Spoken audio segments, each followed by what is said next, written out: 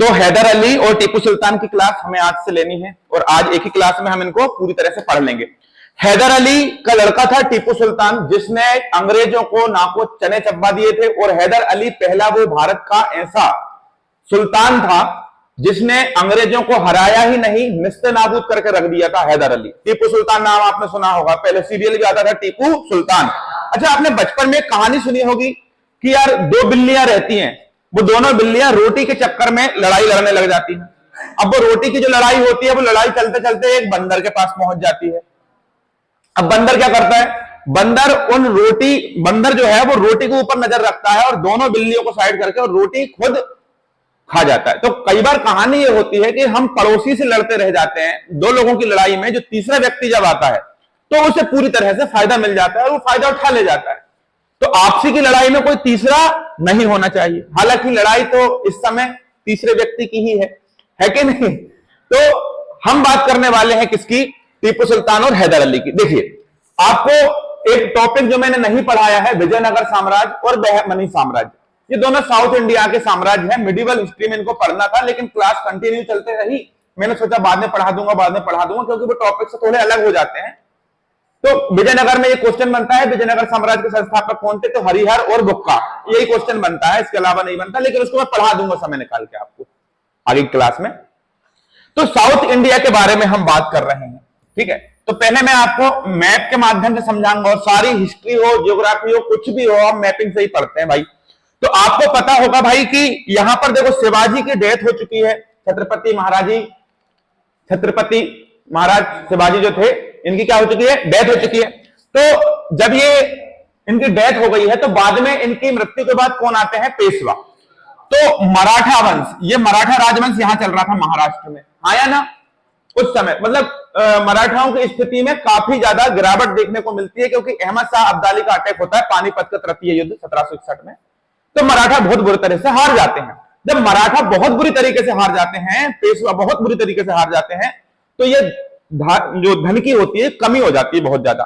अच्छा, उसी समय पर यहां इस एरिया में कौन रह रहे हैं? निजाम। कौन रह रहे हैं भाई? निजाम। अच्छा, इनके पहले में अगर आपको एक बात बताऊं, तो यहां पर एक साम्राज्य था जिसका नाम क्या था? विजयनगर साम्राज्य। कौन सा साम्राज्य? इस पूरे क्षेत्र में था विजयनगर साम्राज्य। ये पूरा साम्राज्य किसका था? विजयनगर साम्राज्य। अब विजयनगर साम्राज्य इस जगह था। और यहां पर देखिए, यहां पर एक क्षेत्र था, निजाम बाद में आते हैं, निजाम को छोड़ दीजिए 2 मिनट के लिए। पहले हम देखेंगे यहां पर एक साम्राज्य हुआ करता था, बहमनी साम्राज्य। ठीक है? तो 2 मिनट के लिए बेटा आप मराठा राजवंश को भूलेंगे, केवल इतना ध्यान रखेंगे कि साउथ इंडिया में एक बहुत बड़ा, बहुत शक्तिशाली साम्राज्य था जिसका नाम था विजयनगर साम्राज्य, और ये बहुत पावरफुल साम्राज्य था। लेकिन यहां पर बहमनी जो साम्राज्य है, ये पतन की तरफ जा चुका था, और उस साम्राज्य के टूटने के बाद इसके बहुत सारे छोटे छोटे हिस्से हो गए थे। तो इसके जब बहुत सारे छोटे छोटे हिस्से हो गए थे, तो उन हिस्सों में कुछ प्रमुख हिस्से थे जिनका नाम मैं आपसे बात करूं तो गोलकुंडा, ठीक है, बीजापुर, एक हिस्सा था बीदर, ठीक है, और एक हिस्सा और देखने को मिलेगा अहमदपुर। तो बहमनी साम्राज्य जब टूट जाता है तो उसके छोटे छोटे ये 4 हिस्से हो जाते हैं, लेकिन ये सबके सब मिल जाते हैं बाद में फिर से, और मिलने के बाद सबके सब अटैक कर देते हैं। किसके ऊपर अटैक कर देते हैं बताइए? ये अटैक कर देते हैं किसके ऊपर? विजयनगर साम्राज्य के ऊपर। अब भाई विजयनगर साम्राज्य के ऊपर जब अटैक होता है इतना बड़ा, जो हम जैसे बोलते हैं तालीकोटा का युद्ध। कौन सा युद्ध बेटा? या जैसे हम कहते हैं राक्षसी टांगड़ी का, ये पेपर में आईएमपी है, ध्यान रखिएगा, एग्जाम की दृष्टि से बहुत ज्यादा महत्वपूर्ण है, पूछा जाता है, ठीक है। 1765, तो 1765 में तालीकोटा या राक्षसी टांगड़ी का युद्ध होता है। किनके बीच? गोलकुंडा, बीजापुर, बीदर, अहमदपुर, ये चारों मिलके जो बहमनी साम्राज्य के टूटने के बाद बने थे, ये चारों मिलके विजयनगर साम्राज्य पर अटैक करते हैं और विजयनगर साम्राज्य को पूरी तरह से ध्वस्त कर देते हैं। अब भाई जब विजयनगर साम्राज्य टूट जाता है तो इसके भी छोटे छोटे टुकड़े हो जाते हैं। एक बड़ा राजवंश जब टूटता है तो छोटे छोटे जहां तहां के जो सूबेदार होते हैं वो अपने ही क्षेत्र के शासक बन जाते हैं। तो एक छोटा सा शासन निकल कर आता है यहां मैसूर में। यहां क्या निकल कर आता है? मैसूर। अब विजयनगर साम्राज्य कई भागों में बढ़ गया है, तो उन्हीं सभी भागों में एक भाग यहां पर है कर्नाटक वाले क्षेत्र में, वर्तमान में कर्नाटक, लेकिन पहले कर्नाटक इस रीजन को कहा जाता है। पहले कर्नाटक यहां हुआ करता था, लेकिन बाद में यहां पर कर्नाटक को मतलब जब पुनर्निर्माण हुआ तो कर्नाटक ये वाला क्षेत्र हो गया। महाराष्ट्र का बरार का कुछ क्षेत्र ले लिया यहां पर, ठीक है, केरल का कुछ क्षेत्र ले लिया, यहां से हैदराबाद का कुछ क्षेत्र ले लिया, तो कर्नाटक यहां पर पहले यहां था। तो यहां पर हम बात करें, मैसूर नाम का क्षेत्र था, और मैसूर नाम के क्षेत्र में एक नया वंश निकल कर आता है जिसका नाम होता है वाडेयार वंश। कौन सा वंश? बात समझ में आ रही है कि नहीं? बहमनी साम्राज्य विजयनगर पर अटैक करता है तो विजयनगर के छोटे छोटे टुकड़े हो जाते हैं, अरे हाँ या ना?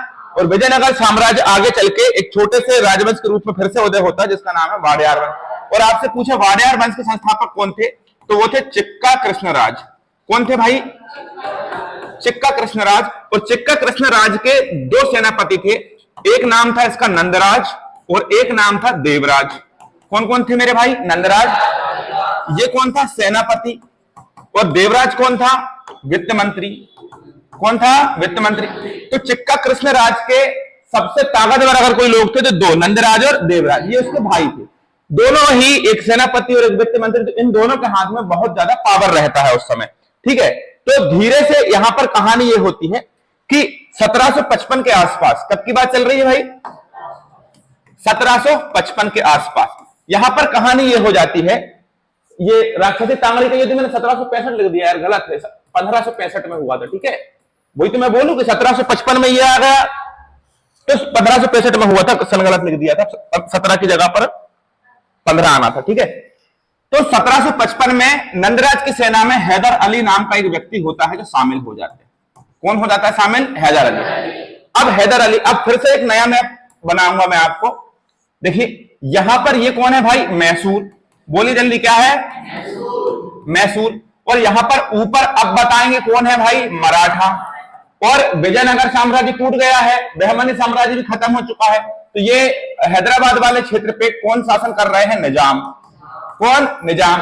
अच्छा, यहां पर बंगाल में कौन बैठे हैं भाई? अंग्रेज। तुमको पता है ना, बात कब की चल रही है? 1755 की, हाँ कि नहीं? तो 1757 में आगे चल के प्लासी का युद्ध होता है, 1764 में बक्सर का युद्ध होता है, तो 1763 में इलाहाबाद की संधि होती है जिसमें अंग्रेज दिल्ली सल्तनत को भी अपने साम्राज्य में मिला लेते हैं। तो कुल मिलाकर दिल्ली तक अंग्रेजों का शासन हो जाता है। कहां तक? दिल्ली तक अंग्रेजों का शासन। लेकिन कब हो जाता है? 1765 में। तो 1765, लेकिन अभी तो सन कितना है? 1755। अभी प्लासी का युद्ध नहीं हुआ है, बक्सर का युद्ध नहीं हुआ है, उससे पहले ही हैदर अली किसकी सेना में शामिल हो जाता है? नंदराज की सेना में। और जब हैदर अली इनके शामिल हो जाता है तो यह बहुत दूरदृष्टि व्यक्ति था, वो बहुत भयंकर कूटनीतिक व्यक्ति था। मतलब ये शुरुआत से ही देख रहा था कि अंग्रेज देखो कहां से आए हैं, यूरोप से आकर भारत में व्यापार कर रहे हैं, अपनी मिलिट्री स्थापित कर दी, बंदूकों का उपयोग कर रहे हैं। तो इसने सोचा कि यार क्यों ना मैं भी ऐसा करूं, मैं भी ऐसा करूं। तो ये 1755 में ही इसको चार्ज मिल जाता है डिंडीगुल का। डिंडीगुल नाम की जगह उस समय कहां पर पड़ती है? मैसूर। तो मैसूर में डिंडीगुल का ये अधिकारी बन जाता है। जब डिंडीगुल का ये अधिकारी बनता है तो अंग्रेजों की कूटनीति को समझते हुए ये डिंडीगुल में ही सोचता है कि भाई इनके पास आधुनिक हथियार है, हम तलवार से नहीं लड़ सकते हैं, हमको लड़ने के लिए क्या चाहिए? बंदूक। तो ये बंदूक, बारूद, तोप के कारखाने का निर्माण करना शुरू करता है। तो याद रखिए, आधुनिक कारखाने, किसकी बात चल रही है? आधुनिक कारखाने की स्थापना करवा देता है डिंडीगुल में। कौन? हैदर। अरे कौन करा देता है? हैदर। आधुनिक शस्त्रागार की स्थापना कौन कराता है? हैदर अली। कहां कराता है? डिंडीगुल। अब भैया देखो कहानी इतनी है, लेकिन एक बात समझिए कि यहां अंग्रेज बैठे हुए हैं कहां पर? बंगाल में। अंग्रेज कहां पर बैठे हुए हैं? बंगाल में। लेकिन अंग्रेज ये चाहते हैं कि ये वाला जो तट है, ये तट, इस तट को हम कहते हैं मालाबार तट। कौन सा तट बेटा? और यहां पर मसालों की भरमार है और मसालों में अंग्रेजों को बहुत फायदा है। तो अंग्रेजों ने यहां पर देखिए बंगाल, यहां पर बात करें मद्रास, यहां बात करें तो महाराष्ट्र में मुंबई, ठीक है, कितनी जगह पर अपनी सैन्य शक्ति स्थापित कर चुके हैं? 3। लेकिन उनका पूरी नजर कहां पर है? मालाबार तट पर, क्योंकि यहीं से व्यापार भी होगा, क्योंकि यहां से समुद्र लगा हुआ है, यूरोप जाने का रास्ता भी यहीं से है। तो अंग्रेज की सीधी नजर है यहां पर मैसूर पर। अब अंग्रेज चाहते हैं कि भैया मुझे क्या करना है? मैसूर पर कैसे भी करके विजय प्राप्त करना। लेकिन इस समय मैसूर का जो प्रमुख व्यक्ति जो आगे बढ़ रहा है उसका नाम है हैदर अली। कौन है? हैदर अली। अब भैया इसी क्रम में अंग्रेज सोचते हैं कि हम यहां जैसे करके भी पहुंच जाए, लेकिन ऊपर आपको पड़ता है महाराष्ट्र के ऊपर क्या है? गोवा। ठीक है, सॉरी, महाराष्ट्र के नीचे क्या है? गोवा। और तुम्हें पता है गोवा में कौन बैठे हैं मेरे भाई? पुर्तगाली। कौन बैठे हैं? पुर्तगाली। अच्छा, सबसे नीचे वाला जो हिस्सा है ये वाला, इसे हम कहते थे उस समय त्रावणकोर। क्या कहते थे? त्रावणकोर। त्रावणकोर का नया नाम क्या हुआ है? केरल। अगर आपसे ये भी पूछा जाए कि त्रावणकोर कहां पर है तो आप क्या बोलेंगे? केरल। तो आप मेरी बात समझ रहे होंगे भली भांति कि यहां पर ये मालाबार तट है जिस पर अंग्रेजों की क्या है? पूरी तरह से नजर। क्या है अंग्रेजों की पूरी तरह से?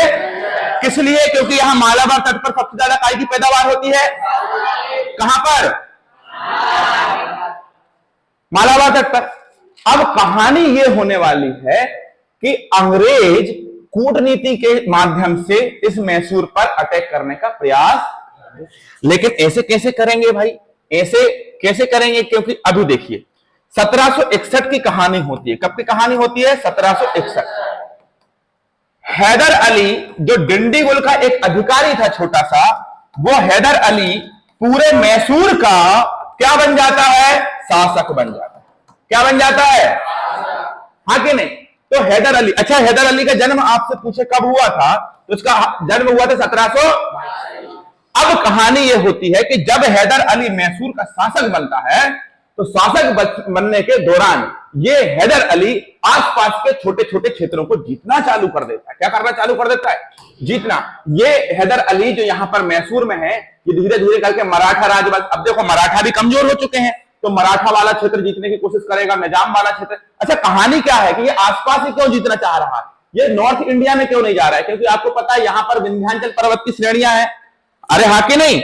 पहले सीमाओं का निर्धारण राजा खुद नहीं करते थे। पहले सीमाओं का निर्धारण कैसे होता था?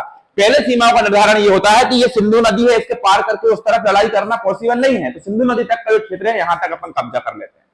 तो जो प्राकृतिक रेखाएं हैं, जैसे पर्वत हो गए, नदियां हो गई, समुद्र हो गए, वहां तक जो प्राकृतिक जो चीजें थी, नदियां, समुद्र, पर्वत, यही साम्राज्य की सीमा निर्धारित करती थी। इसलिए नॉर्थ इंडिया में जाने से डरते थे, क्योंकि अगर जाएंगे विंध्याचल पर्वत की पहाड़ी को क्रॉस करना पड़ेगा, सतपुड़ा पर्वतमाला है, विंध्याचल पर्वतमाला है कि नहीं? तो इसलिए ये नीचे के ही क्षेत्र को जीतना चाहते थे। तो इसलिए मराठा भी क्या चाहते थे कि हम भी, मराठा देखो छत्रपति शिवाजी महाराज के समय पर जो मराठाओं का राजवंश था वो उत्तर से लेकर दक्षिण था, लेकिन बाद में जब पानीपत का तृतीय युद्ध हुआ है, अहमद शाह अब्दाली का जब आक्रमण होता है, तो खतरनाक तरीके से ये लोग बहुत कमजोर हो जाते हैं।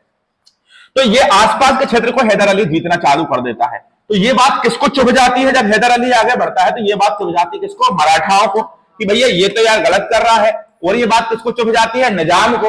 अंग्रेज दूर बैठे बैठे सब देख रहे हैं, उन्होंने कहा बढ़िया भैया क्या करना चाहिए। तो ये सीधे आते हैं अंग्रेज, और अंग्रेज क्या बोलते हैं मराठा और निजाम से कि बोलो भाई, तुम्हारा पूरा साम्राज्य अगर वो छीन लेगा, जब तुम्हारी आंखें खुलेंगी, चलो मारो उसको, मारते हैं। तो यहां पर मराठा क्या करेंगे?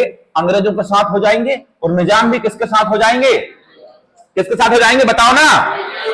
हाँ कि नहीं? क्योंकि अभी अभी देखो, अभी अभी पानीपत की लड़ाई हुई है, मराठा बहुत बुरी तरह से हार गए हैं, तो मराठाओं के पास धन की बहुत ज्यादा कमी है, और निजाम की भी आर्थिक स्थिति उतनी अच्छी नहीं है। अरे हाँ कि नहीं? तो अब लड़ाई की बारी आती है, तो अंग्रेज मराठा और निजाम दोनों को अपनी तरफ कर लेते हैं, और मैसूर पर अटैक करने के लिए, हैदर अली के ऊपर चढ़ाई करने के लिए योजना बनाना चालू करते हैं। लेकिन आपको तो पता है कि हैदर अली बहुत ज्यादा समझदार है, बहुत ज्यादा कूटनीतिक है, और शुरू से ही आप उसको देख रहे हो किस तरह से अपनी क्षमता के आधार पर उसने सिपाही के तौर पर आगे चल के शासक बन गया। तो हैदर अली बड़ा समझदार है यहां पर। अब हैदर अली को पता चल जाता है कि भैया देखो ये कहानी है। तो यहां पर पहली बार युद्ध चालू होता है। कब चालू होता है बताएं? पहली बार आंग्ल मैसूर युद्ध। आंग्ल मैसूर युद्ध, पहला आंग्ल मैसूर युद्ध चालू होता है, और 1767 से, कब से? 1767 से 1769 तक ये युद्ध चलता है। 1767 से 1769, ठीक है, ये युद्ध चालू होता है। अब इस युद्ध में कहानी क्या होती है? इस युद्ध में कहानी ये होती है कि भाई हैदर अली से लड़ने के लिए कौन जाते हैं बताएं? हैदर अली से लड़ने के लिए, ये मैसूर है, इससे लड़ने के लिए मराठा आते हैं, निजाम आते हैं, अंग्रेज आते हैं। तो हैदर अली मराठाओं के पास जाता है और मराठाओं से कहता है भाई तुम्हें क्या चाहिए? बोलता है कि पैसे चाहिए। अरे मैं दूंगा ना पैसे, अपन आपस में ही लड़ेंगे क्या? वो अंग्रेज हैं, वो तो आगे चल के मुझे हरा देंगे, फिर तुमको हराने के लिए आ जाएंगे। उनसे अपने को किसी प्रकार का कोई लेन देन नहीं रखना है। अपन पड़ोसी हैं, अपन आपस में अपनी सीमाओं का साझा करें ना। पैसा चाहिए ना, ये लो पैसे ले लो। पैसा देके मराठाओं को अपनी तरफ कर देता है कौन? हैदर अली। अच्छा, और दूसरी कहानी क्या होती है कि निजाम बोलते हैं कि भैया हमको भी ऐसा। अब देखो, मराठा ज्यादा पावरफुल थे निजाम से, तो जहां मराठा जाएंगे वहीं निजाम जाएंगे। तो मराठा जब हैदर के साथ आ गए तो निजाम ने भी शर्त रखी हैदर अली से कि भाई देखो हमको भी कुछ पैसा दे दो। तो हैदर अली ने दोनों को पैसा देके अपनी तरफ कर लिया। अब अंग्रेजों से लड़ाई हुई 1759 से लेकर 1769 तक 2 साल ये लड़ाई चली, और इतनी खतरनाक लड़ाई चली कि हैदर अली हालांकि शुरुआत में हार जाता है, लेकिन जैसे ही हैदर अली हारता है तो निजाम इतने चतुर होते हैं, निजाम अपना पाला बदल लेते हैं और किससे जाकर मिल जाते हैं? अंग्रेज से, कि भैया हैदर अली तो हार रहा है, अगर हैदर अली हार गया तो फिर हमसे युद्ध करेंगे अंग्रेज, हमको हराएंगे, हमारी सल्तनत चली जाएगी। निजाम जल्दी से जाके अंग्रेजों से मिल जाते हैं, और अंग्रेजों से मिलकर उल्टा किसको मारने लगते हैं? हैदर को। अब हैदर अली शुरुआत में तो हार रहा था, लेकिन अब पूरे प्रबल ताकत के साथ जब वो लड़ता है आगे, तो लड़ते लड़ते अंग्रेजों को बहुत बुरी तरह से हरा देता है, बहुत नुकसान कर देता है अंग्रेजों को। कई सिपाहियों की मौत हो जाती है इसमें, और निजाम का भी पूरा ये वाला जो क्षेत्र था पूरा छीन लेता है, और निजामों को भी भयंकर मारता है हैदर अली। और पहला ऐसा शासक था उस समय का, पहला ऐसा सुल्तान जिसने अंग्रेजों को हराया। तो याद रखना, अंग्रेजों को हराने वाला केवल एक सुल्तान था जिसका नाम था हैदर अली, पूरी दमखम के साथ हराया था। तो अंग्रेजों ने कहा कि अरे बाप रे, अब तो बहुत बुरी तरीके से हार गए। अंग्रेज वापस भाग जाते हैं बंगाल, और बंगाल में जाके माफी मांगते हैं, हाथ जोड़ते हैं। अगर हैदर अली चाहता तो बंगाल तक जाके खड़े हो सकता था, लेकिन इन्होंने हाथ पैर जोड़ लिए। और भारतीय राजाओं की यही एक गलती रही है कि भारतीय राजा नतमस्तक हो जाते हैं अगर कोई ने हाथ जोड़ लिया। अगर किसी ने ऐसा किया तो भारतीय राजा भी, अरे काय के लिए तुम ऐसे हाथ जोड़ रहे हो? उसने हाथ जोड़े तो, अरे वो दुष्ट है, दुराचारी, उसको मार देना चाहिए। लेकिन हैदर अली ने नहीं मार के, हैदर अली ने एक संधि कर ली इनके साथ, जिसका नाम था मद्रास की संधि। अरे कौन सी संधि? मद्रास की संधि कर ली। मद्रास की संधि करना अंग्रेजों के लिए बहुत बड़ी शर्मनाक घटना थी, क्योंकि हाल ही में 1765 में इन्होंने इलाहाबाद की संधि की थी अंग्रेजों ने, बक्सर का युद्ध जीता था, दिल्ली के सुल्तानों को, मुगलों को हरा दिया था। जिन अंग्रेजों का पूरे भारत में बोलबाला था, वो एक छोटे से शासक हैदर अली से हार जाते हैं, और शर्मनाक संधि करनी पड़ती है मद्रास की संधि। उस संधि में हैदर अली अंग्रेजों से पूरे युद्ध का खर्चा वसूल करता है, कि भैया तुमको खर्चा देना पड़ेगा, खर्चा वसूल करता है। साथ में ये संधि की जाती है कि अगर अगली बार हमारे ऊपर कोई ने अटैक करो तो तुम्हें आना पड़ेगा। कौन है? अंग्रेजों हैं, कि भाई हम तो, जैसे मान लीजिए हम, हैदर अली बोलता है कि मैसूर के ऊपर अगर कोई तीसरी शक्ति अटैक करती है तुमको साथ देने के लिए आना पड़ेगा। यह संधि हो जाती है। तो अंग्रेज खुशी खुशी इस संधि को मान लेते हैं। तो उनने कहा देखो, बच भगे तो बाण ही सही। ये कहावत है पुराने जमाने की कि बच भगे तो बाण ही भले। ठीक, तो अंग्रेजों ने शर्मनाक संधि कर ली, और इस संधि का नाम क्या है? लेकिन अंग्रेज अंदर ही अंदर इतने ज्यादा अपमान के घूंट पी रहे हैं, इतना ज्यादा अंग्रेजों को बुरा लग रहा है कि हैदर अली तेरे तो काम लगाना पड़ेगा। ठीक है, तो यहां पर कहानी ये होती है। अब मेरी बात सुनिए, 1769 में कौन सी संधि हो गई? जल्दी बताएं। मद्रास की संधि। बहुत आईएमपी ध्यान रखिएगा, ठीक है। अब 1772 आते आते 1772 आते आते कहानी ये होती है कि ये अंग्रेजों का न केवल भारत में, अमेरिका में भी, अमेरिका को इनने गुलाम बना के रखा है। तो अमेरिका में 1772 में अमेरिकी क्रांति की शुरुआत हो जाती है, और अमेरिकी क्रांति में अमेरिकी नागरिक अंग्रेजों को बहुत ज्यादा प्रताड़ित करते हैं और देश छोड़ के भागने के लिए मजबूर करते हैं। तो अंग्रेज जो भारत में थे उन्हें पता था कि यार देखो, अंग्रेज जो हैं, मतलब हमारी स्थिति अमेरिका में तो बहुत बुरी हो गई है, और अमेरिका हमारे हाथ से निकल चुका है पूरे तरह से। तो वहां पर दिक्कत यह थी कि जो फ्रांसीसी थे, फ्रांसीसी कौन? एक तो अंग्रेज थे, एक फ्रांसीसी थे। तो फ्रांसीसी शुरुआत में से ही हैदर अली के साथ जुड़े रहे, और जो आधुनिक शस्त्रागार लगाया था इसने, बंदूक तोपखानों का जो लगाया था, उसमें फ्रांसीसियों की मदद से ही इसने ट्रेनिंग दी थी, और फ्रांसीसियों ने ही आधुनिक शस्त्रागार लगवाया था डिंडीगुल में।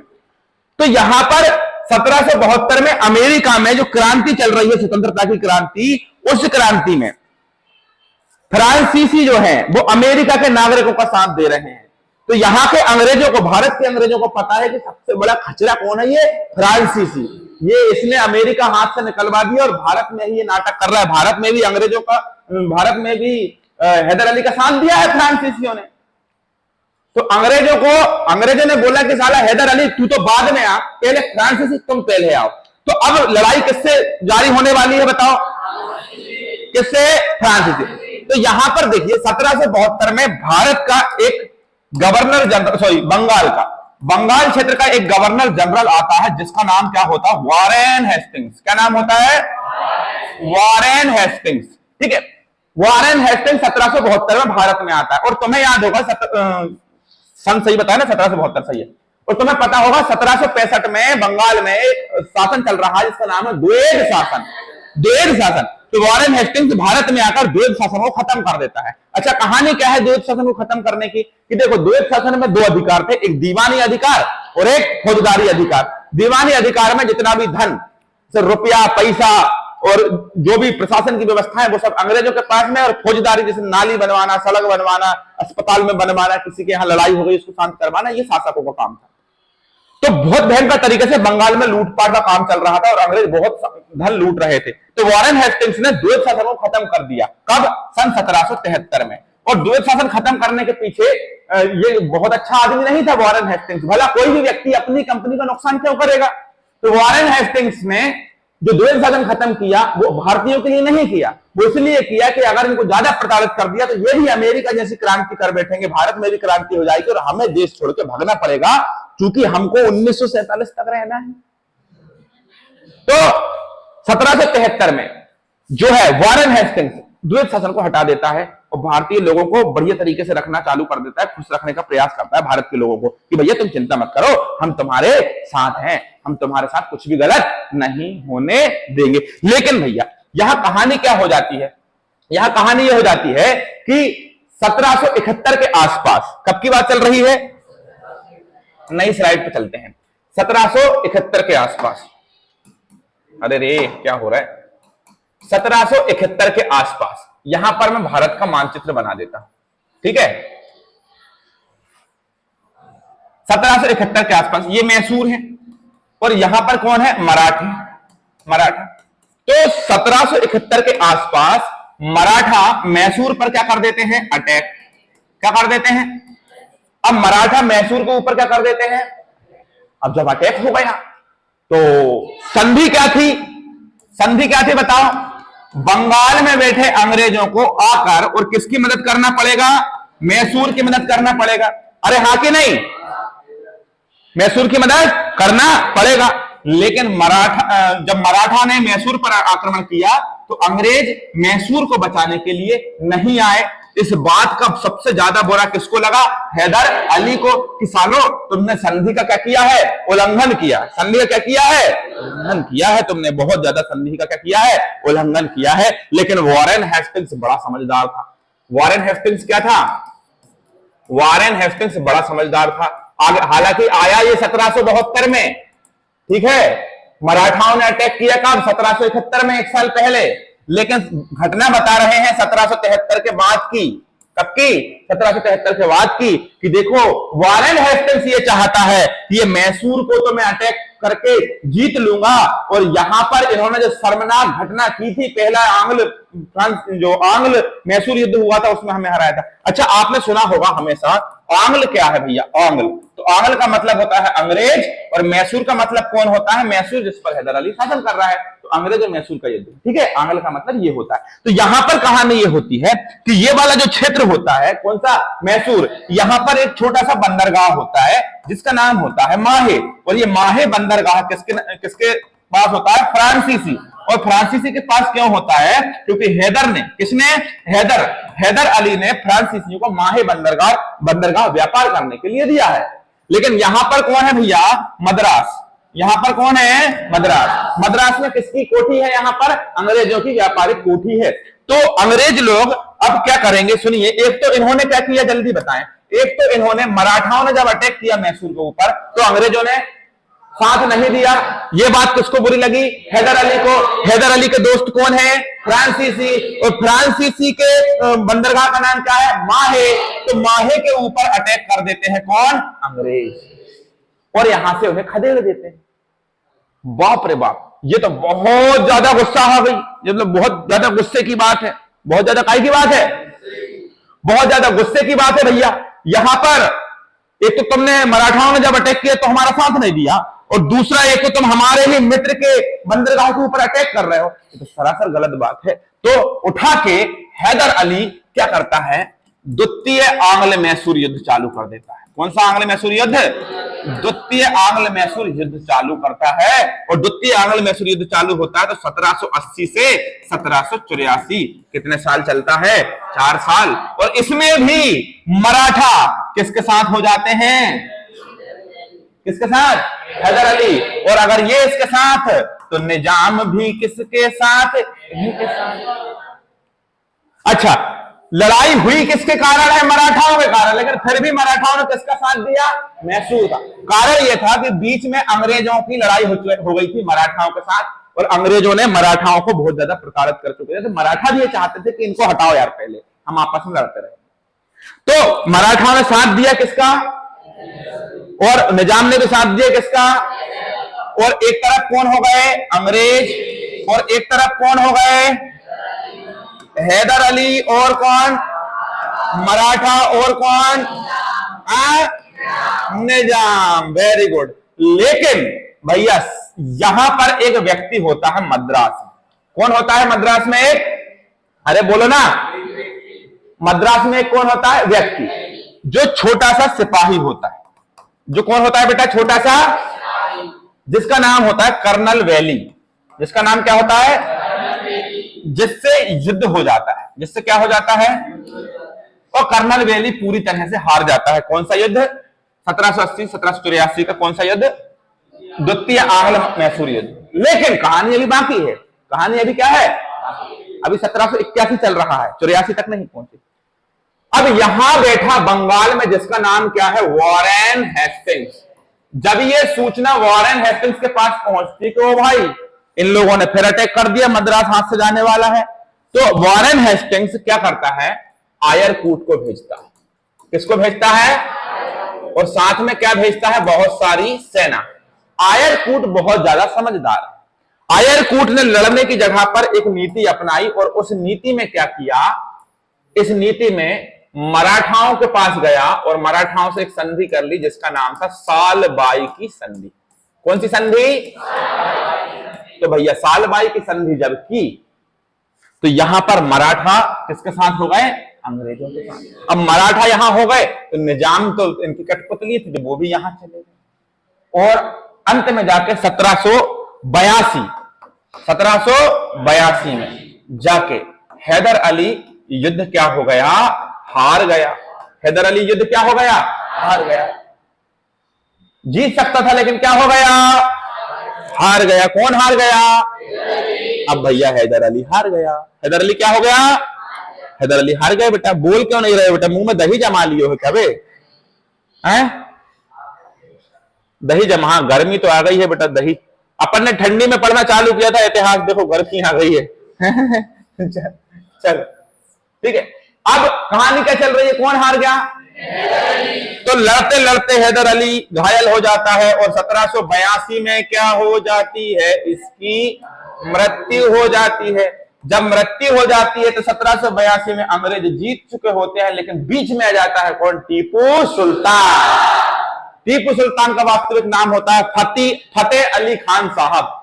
क्या नाम होता है? फतेह अली खान साहब इसका नाम। खतरनाक व्यक्ति, इसे मैसूर का शेर कहते हैं। क्या कहते हैं? बहुत शानदार व्यक्ति यार, बहुत, मतलब मानना पड़ेगा इस व्यक्ति को। तो मैसूर में टीपू सुल्तान जब सामने आता है तो 82 से लेकर 84 तक 2 साल तक खतरनाक तरीके से टक्कर देता है। किसको?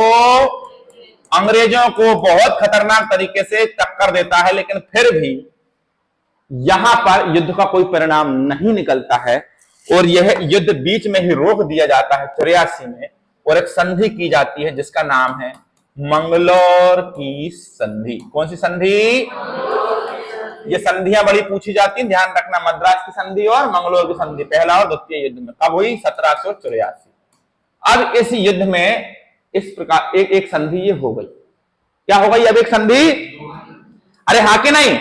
अब 1784 में जब संधि हो गई, टीपू सुल्तान जब पूरे तरह से क्या हो गया, परिपक्व हो गया और अंग्रेजों से लड़ने के लिए तैयार हो गया। याद रखिएगा, हैदर अली जब शासन कर रहा था, हैदर अली जिस समय शासन कर रहा था, उस समय राजधानी क्या थी, मैसूर।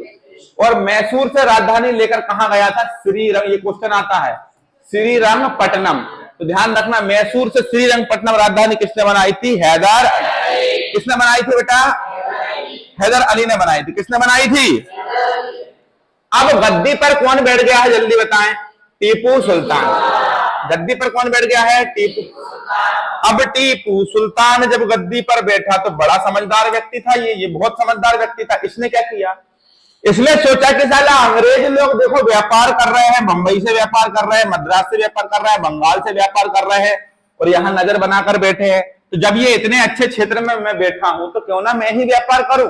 तो ये हैदर अली फ्रांसीसियों की सहायता से विदेशों में जाकर नई नई चीजें सीखना चालू करता है, अपने नए नए राजदूत नए नए देशों में पहुंचाता है और नए नए देशों के साथ व्यापार करना चालू करता है, जिससे उसके पास पैसा आना चालू हो जाता है और खुद ही अंग्रेजों जैसी नीतियां अपनाकर खुद ही अपनी कंपनियां स्थापित कर लेता है फ्रांसीसियों की सहायता से, क्योंकि फ्रांसीसी इसको मदद कर रहे थे। किसको, टीपू सुल्तान को। और टीपू सुल्तान ध्यान रखिएगा एक वृक्ष लगवाता है। कौन सा वृक्ष लगवाता है, स्वतंत्रता का वृक्ष। बहुत आईएमपी प्रश्न है ये, स्वतंत्रता का वृक्ष किसने लगवाया था, स्वतंत्रता का वृक्ष श्रीरंगपट्टनम में। कहां पर बेटा, स्वतंत्रता का वृक्ष लगवाता है। कौन लगवाता है, टीपू सुल्तान लगवाता है। और खुद को 1787 में मैसूर का क्या घोषित कर देता है, शासक। और खुद को नागरिक टीपू बताता है। कौन सा टीपू बताता है, कि मैं सुल्तान टीपू नहीं हूं, मैं टीपू सुल्तान नहीं हूं, मैं नागरिक टीपू हूं। मतलब मैं जनता के लिए जीने वाला सुल्तान हूं। किसके लिए, अच्छा। फ्रांस में भी इस समय फ्रांसीसी क्रांति चल रही है और फ्रांस जो है वहां पर संघर्ष की स्थिति में है। और फ्रांस में एक क्लब बनाया गया है क्रांति के दौर में अंग्रेजों से निपटने के लिए, जिसका नाम है जैकोबिन क्लब, जो क्रांतिकारी गतिविधियों से अंग्रेजों से लड़ने का काम करते हैं, जैकोबिन क्लब। तो ऐसे ही एक जैकोबिन क्लब, कौन सा क्लब बेटा, बहुत आईएमपी सवाल है ये वाला भी, ध्यान रखिएगा, आईएमपी। जैकोबिन क्लब की स्थापना कौन करता है, अरे गधों, टीपू सुल्तान। कौन करता है, और जैकोबिन क्लब की स्थापना कहां होती है, श्रीरंगपट्टनम। कहां होती है, स्वतंत्रता का वृक्ष कौन लगवाता है, कौन लगवाता है, जैकोबिन क्लब किसकी सहायता से लगाया गया, फ्रांसीसी। किसने लगाया, ये किसने बनाया, टीपू सुल्तान। टीपू सुल्तान एक समझदार शासक था, हैदर अली से भी ज्यादा अपडेट था, तो इसीलिए एक थॉमस मुनरो नाम का व्यक्ति अंग्रेज जो है, इसने टीपू सुल्तान को कहा था अशांत आत्मा। बहुत आईएमपी प्रश्न है ये वाला भी, ध्यान रखिए, बहुत आईएमपी प्रश्न है। तो अशांत आत्मा किससे कहा गया, किससे कहा गया, अच्छा। बंगाल का गवर्नर जनरल कौन था, वारेन हेस्टिंग्स। कौन था, चलिए अब ये कहानी तो यहां तक की हो गई, ठीक है। अब बात करेंगे हम कब की, 1784। भारत में 1784 में एक कहानी होती है, जिस समय एक एक्ट आता है जिसका नाम था, 1784 में जो एक्ट आया इसका नाम था पिट्स इंडिया एक्ट। कौन सा एक्ट था बेटा, पिट्स इंडिया एक्ट, ठीक है। और पिट्स इंडिया एक्ट जब भारत में आया तो यहां पिट्स इंडिया एक्ट को लेकर आने वाले व्यक्ति का नाम क्या था, कॉर्नवालिस। क्या नाम था, क्या नाम था, कॉर्नवालिस। कॉर्नवालिस ये बंगाल का नया गवर्नर जनरल था। कौन सा गवर्नर जनरल था, कॉर्नवालिस। जब भारत में आया तो इसके ऊपर से दबाव पड़ा ब्रिटेन से कि भैया तुम हर साल युद्ध करते हो, बक्सर का युद्ध कर रहे हो, 1767 से 69 का आंग्ल मैसूर युद्ध किया, आंग्ल मैसूर युद्ध 2 हो गया, अब तुम इतना युद्ध करोगे तो भैया फिर पूरा पैसा तो खर्चा हो जाता है युद्ध में, तो ऐसे में बहुत बुरी स्थिति बन जाएगी। तो किसी भी प्रकार से युद्ध की संभावना है इसे खत्म करो और युद्ध लड़ाई वड़ाई वगैरह मत करो। तो कॉर्नवालिस ने शुरुआती दौर में जब भारत में आया तो इसने सोचा कि भाई क्या करें, लड़ाई वड़ाई ना करें। लेकिन यहां पर एक कहानी ये होती है कि यहां पर एक क्षेत्र मैंने शुरुआत में तुमको बताया था क्लास के प्रारंभ में, केरल के पास में एक क्षेत्र था जिसका नाम क्या था, त्रावणकोर। क्या नाम था, त्रावणकोर। और चूंकि ये क्षेत्र शुरुआत से ही अंग्रेज चाह रहे थे, और ऊपर क्या था, मद्रास। ये किसके क्षेत्र में पड़ता है, अब टीपू सुल्तान। किसके क्षेत्र में पड़ता है, टीपू सुल्तान। और यहां पर मद्रास में कौन बैठे हैं मेरे भाई, ये क्षेत्र कौन है, मैसूर। और यहां पर कौन है, मद्रास। और यहां पर कौन है, बंगाल। बंगाल, ठीक है। तो त्रावणकोर का जो शासक है, ये अपने 2-3 बंदरगाह बेचने का प्रयास करता है। और जब ये बेच रहा होता है जिन बंदरगाहों को, वो बंदरगाह किसकी सीमा के अंदर आ रहे थे, टीपू सुल्तान। तो ये बात का पता जब टीपू सुल्तान को लगता है, तो टीपू सुल्तान उठाकर कहां अटैक कर देता है, त्रावणकोर को। ये टीपू सुल्तान की गलती होती है। तो त्रावणकोर के ऊपर जब अटैक होता है, तो अंग्रेज जानबूझ के पहले से तैयार बैठे थे, क्योंकि मराठा इस समय किसका साथ दे रहे हैं, निजाम किसका साथ दे रहे हैं। आ कौन गया है यहां पर, कारने वाले, कमीना है ये बहुत। तो यहां पर टीपू सुल्तान जब त्रावणकोर के ऊपर अटैक करता है, तो ऊपर से इसके ऊपर कौन अटैक कर देते हैं, मराठा। सामने से कौन कर देते हैं, इधर से कौन कर देता है, त्रावणकोर का शासक। और यहां से कौन कर देते हैं, अंग्रेज। चारों तरफ से टीपू सुल्तान को घेर कर मारने का प्रयास किया जाता है। और 1791-92 से 1791 में ये लड़ाई चालू होती है। तो कब तक ये लड़ाई चलती है, 1700, कब तक। और बेचारा टीपू सुल्तान यहां पर बहुत भयंकर तरीके से हार जाता है, और यहां पर एक संधि जबरदस्ती से करनी पड़ती, जिसका नाम है मंगलौर की संधि। कौन सी संधि, और टीपू सुल्तान बहुत ज्यादा परेशान हो जाता है और मंगलौर की संधि करता है। और इस संधि में इसके 2 लड़के होते हैं, 2 पुत्रों को बंदी बनाकर ले जाता है अपने साथ, कौन, कारन वाले। और उनको भयंकर प्रताड़ित करता है, बहुत ज्यादा परेशान करता है। एक बाप अपने दोनों बच्चों को इस तरह से कटते मरते जब देखता है, तो वो संधि करने के लिए विवश हो जाता है और अंग्रेजों के सामने समर्पण करने के लिए तैयार हो जाता है। तो अंग्रेज इस गरीब से, इस टीपू सुल्तान से कितना पैसा लेते हैं, 3 करोड़ रुपया लेते हैं। कितना करोड़, 3। और एक तरफ टीपू सुल्तान का आधा साम्राज्य ले लेते हैं, आधा साम्राज्य चला जाता है टीपू सुल्तान का। बहुत गरीब और कंगाल हो जाता है इस युद्ध के बाद टीपू सुल्तान। और तब जाके उसके दोनों बच्चों को छोड़ा जाता है। एक समय वो था कि इसके पिता हैदर अली ने उस समय संधि नहीं की होती। कौन सी संधि, मद्रास की संधि। और सीधा बोल देता कि कोई संधि नहीं होगी, हम तो मारेंगे। अंग्रेज देख लो कितने कमीने हैं, अंग्रेज संधि के नाम पर, समझ रहे हो, षड्यंत्र करते हैं, लेकिन भारतीय शासक झुक जाते हैं। तो यहां पर टीपू सुल्तान पूरी तरीके से, बहुत बुरी तरीके से हार जाता है। और इसके क्षेत्र को लेकर और 3 भागों में बांट दिया जाता है। कितने भागों में बांट दिया जाता है, 3 भागों में बांट दिया जाता है। और जो 3 भाग होते हैं मेरे दोस्त, वो इस तरह से होते हैं कि एक तरफ तो होते हैं मेरे भाई कौन, अंग्रेज, एक तरफ कौन, मराठा, और एक तरफ कौन, निजाम। कितने लोग हो गए ये हो गए 3 लोग। अब यहां पर एक बात समझिए कि अंग्रेज तो शुरू से ही जिस जगह पर नजर गड़ाकर बैठे थे कि भैया हमें तो क्या करना है, व्यापार करना है, तो अंग्रेज अपने पास क्या रखते हैं, एक मालाबार और एक वो जगह जहां आधुनिक शस्त्रागार की स्थापना हुई थी, डिंडीगुल। कौन सी जगह, डिंडीगुल। तो जो काम के क्षेत्र थे वो अंग्रेजों ने ले लिए। मराठाओं को कौन सी क्षेत्र दिया गया, मराठाओं को क्षेत्र दिया तुंगभद्रा नदी के आसपास वाला क्षेत्र। कौन सा क्षेत्र, तुंगभद्रा नदी। और यहीं पर निजाम को क्षेत्र दिया कृष्णा नदी के आसपास का क्षेत्र। कौन सी नदी का, एक कृष्णा नदी और एक नदी है पुन्नेर। कौन सी नदी, पुन्नेर। तो कृष्णा और पुन्नेर का क्षेत्र दिया। तो ये दोनों को जब आमने सामने क्षेत्र दे दिए, तो यहां पर देखो भाई, ये दोनों ही इस क्षेत्र को पाने के लिए शुरू से ही इनके बीच में लड़ाई चल रही थी। शुरू से ही इनके बीच में क्या चल रही थी, लड़ाई। कि ये क्षेत्र मराठा सोचते थे कि हम ले लें मेरे भाई, और यहां पर निजाम सोचते थे कि हम ले लें।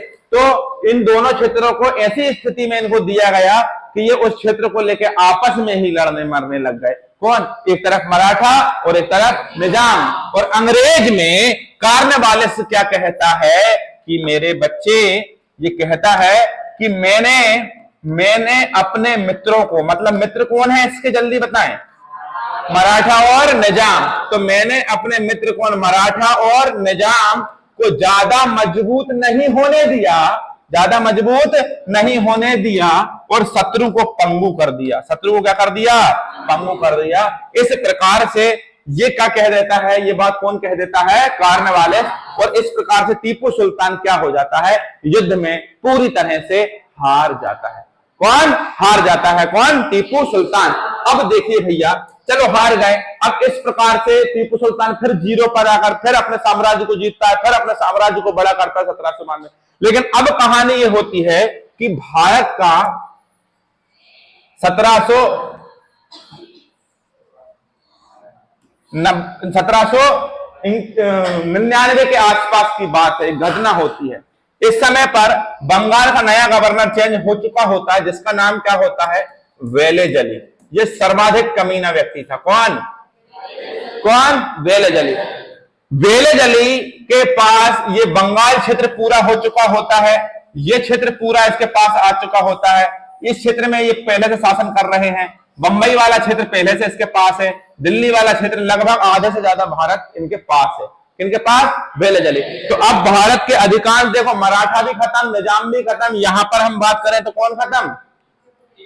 टीपू सुल्तान भी खत्म, राजपूत शक्तियां तो पहले ही खत्म हो गई। तो हमारा कहने का मतलब यह है कि अंग्रेजों ने धीरे धीरे करके सबको खत्म कर दिया। अच्छे अच्छे सुल्तानों को, अच्छे अच्छे राजाओं को, अच्छे अच्छे पेशवाओं को अंग्रेजों ने अपनी कूटनीति और षड्यंत्र के माध्यम से सबको खत्म कर दिया। अब वेलेजली आता है तो मराठा जो है पूरी तरह से, मराठा बोल रहे हैं, टीपू सुल्तान जो है अभी पूरी तरह से हारा नहीं है और धीरे धीरे अपने साम्राज्य को फिर से सशक्त बनाने का प्रयास कर रहा है, और अधिक मजबूत है। और घायल शेर है तो बहुत ताकतवर होने का प्रयास कर रहा है और आसपास के क्षेत्रों को फिर जीत लिया होता है और फिर बड़े पैमाने पर आधुनिक शस्त्रागार और बंदूक वगैरह बना लेता है। फ्रांसीसी से अपनी सेना को पूरी तरह से आधुनिक तरह से जो लड़ाई होती है उस लड़ाई को सीखने का प्रयास करता है।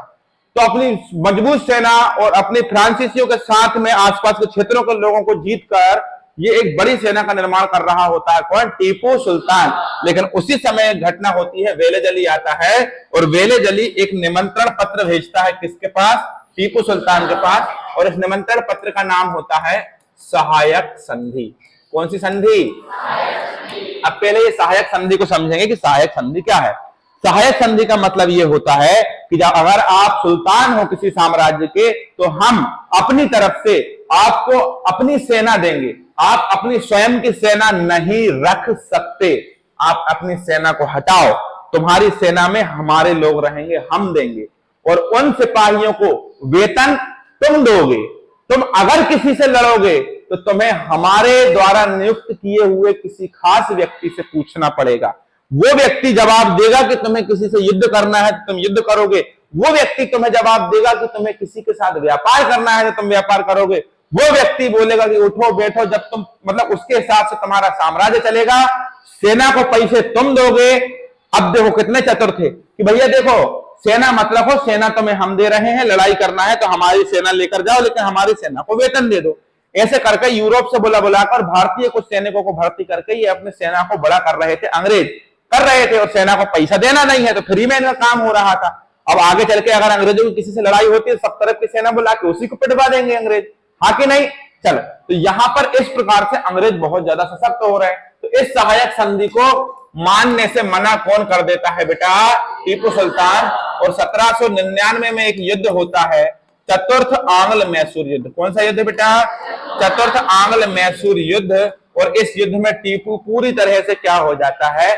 हार जाता है और उसकी क्या हो जाती है? मृत्यु हो जाती है। अंग्रेज उसको मार देते हैं। और वाडियार वंश का जो संस्थापक रहा था चिक्का कृष्णराज, उसके परिवार के एक जरा से अवयस्क बच्चे को लेकर आते हैं और उस बच्चे को मैसूर का शासक घोषित कर दिया जाता है और उस बच्चे के साइन करा लिए जाते हैं अपने कागजों पर। और इस तरह से मैसूर में सहायक संधि लागू कर दी जाती है। और आपको पता है कि जैसे ही सहायक संधि लागू हुई, इसका मतलब पूरी तरह से वो साम्राज्य किसमें विलय हो गया? अंग्रेजी साम्राज्य में। और इस तरह से 1799 में पूरी तरह से कौन खत्म हो जाता है बेटा? टीपू सुल्तान का साम्राज्य, हम कह सकते हैं मैसूर खत्म हो जाता है। बात समझ में आई है ऐसी क्लास? हाँ कि नहीं? चलिए, तो अब हम पढ़ेंगे कब? कल। तब तक के लिए थैंक यू सो मच। कल क्या पढ़ेंगे? बायोलॉजी भी तो पढ़ना है। समय कितना होगा?